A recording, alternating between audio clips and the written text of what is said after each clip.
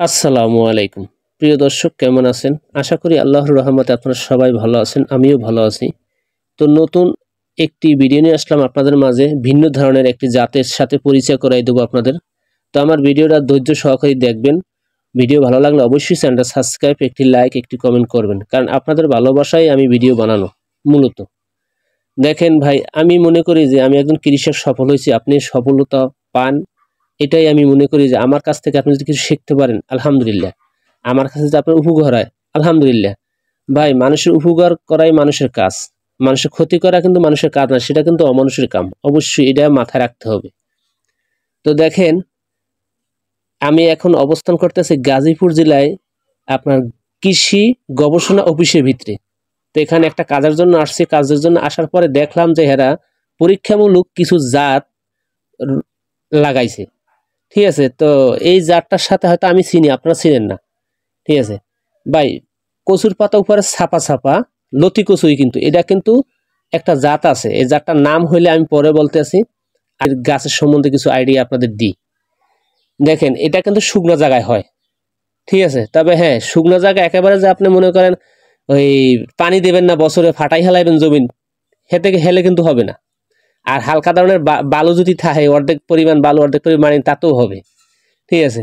তাহলে এটা হইলে মাসে হইলে কম হলে সপ্তাহে একবার হইলে পানি দিতে হবে।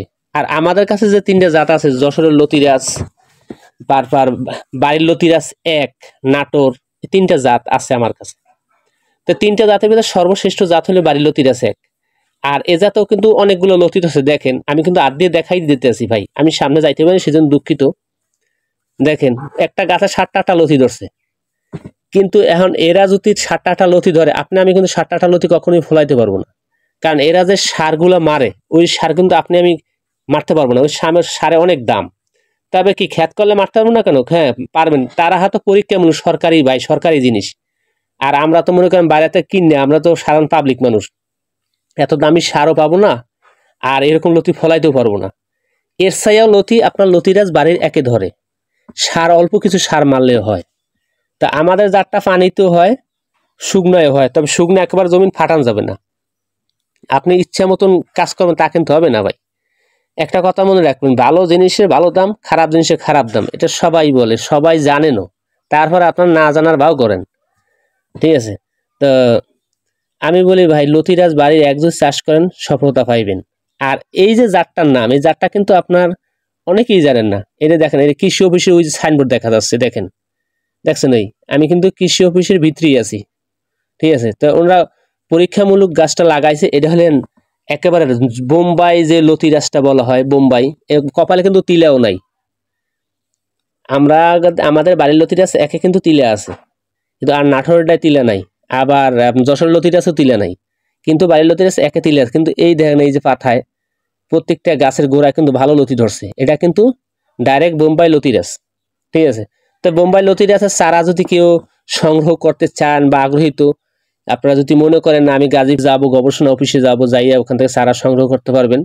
আবার যদি মনে করেন আমার কাছ থেকে চারা নিতে চান, নিতে পারেন, কোনো সমস্যা হবে না। সর্বশ্রেষ্ঠ জাত হলে বাড়ির লতির আছে। এই জাতটা যদি আপনি রোপণ করতে পারেন, হইতে পারে। আর যদি এই জাতটা আপনি চান, ঠিক আছে, নিতে পারেন, সমস্যা নাই, বোম্বাই লতিরাজ। ঠিক আছে? তো এটা কোনো নাম্বার টাম্বার দেওয়া না, শুধু লেখাই আছে এখানে। আপনার ওই একটা ব্লক আছে। তো প্রত্যেকটা ব্লকে কোন জাত, কোন জাতের ধান বা কোন জাতের কচু, কোন জাতের ফসল, এগুলো কিন্তু লেখা থাকে প্রত্যেকটা ব্লকের ভিতরে। তা আমি ব্লক দেখেই বুঝতে পারছি যে এটা বোম্বাই লতিরাজ। তা আমরা অনেক সময় বলি যে বোম্বাই লতিরাজ। তা বোম্বাই লতিরাজ আমি কোনো সময় এই পর্যন্ত কোনো ভিডিওতে বলি নেই যে বোম্বাই লতিরাজ আছে। কিন্তু আমি দেখছি এই কৃষি অফিসেও দেখছি, আরও এক জায়গায় দেখছি, কিন্তু এরকম ফসল এই কৃষি অফিসের মতন ফসল কিন্তু বাইরের লোকে ফলাইতে পারে না। কারণ সরকারি কিছু সার আছে, ওই সারগুলো কিন্তু বাইরে বিক্রি করে না, করলেও চোরাইভাবে করতে পারে, আমার জানা নাই। তবে কিন্তু গাছে দেন অসম্ভব কিন্তু লতি ধরছে, এক একটা গাছে 7টা 8টা 9টা করে লতি ধরছে। ঠিক আছে? তা এইরকম জাত যদি আপনার সংগ্রহ করে লাগাইতে চান, লাগাইতে পারেন, কোনো সমস্যা হবে না। কারণ বোম্বাই লতিরাজ এটা একটা নতুন একটা জাত, বাংলাদেশে আসছে। সব কৃষকের নেয় নেয় এবং লাগায় নেয়, জানে না হয়তো। আমি আজকে আমার মাধ্যমেই দেখেন, প্রত্যেকটা গাছে কিন্তু ছাপা দেখেন, পাতার উপর ছাপা দেওয়া, কালো কালো ছাপা দেওয়া। আমি কিন্তু পুরো স্পষ্টভাবে বুঝেছি ভাই, লতিগুলো খুব সুন্দর লতি। ঠিক আছে। তো লতি ওর বাড়ির লতিটা আছে একের মতো ধরে না, আর এটা কিন্তু শুকনো জায়গায় হয়। তবে হ্যাঁ, ফাটান যাবে না জমিন, এগুলো মাথায় রাখতে হবে। কিন্তু জমিন ফাটাই ইচ্ছে মতন আপনি চাষ করবেন, চারা লাগাইবেন বা আপনার ফসল ফলাইবেন, হবে না। আর অর্ধেক বালু অর্ধেক মাটিতেও এটা হবে এই চাষটা, ঠিক আছে। তো আমার এই সম্পূর্ণ কথা কার্য যদি আপনাদের ভালো লাগে, ভালো মনে হয়, ঠিক আছে, তাহলে অবশ্যই আপনারা আমাকে সাপোর্ট করবেন। আর এরকম নিত্য নতুন ভিডিও যদি পেতে চান, অবশ্যই চ্যানেলটা সাবস্ক্রাইব করে আমার পাশে থাকবেন। কারণ ভাই, লাড়ি একের বোঝা, এই কথাটা আমি সবসময় বলি। আপনারা যদি ভালো না পারছেন, কখনোই আমি এত দূর আসতে পারতাম। দোয়া করবেন। আসসালামু আলাইকুম।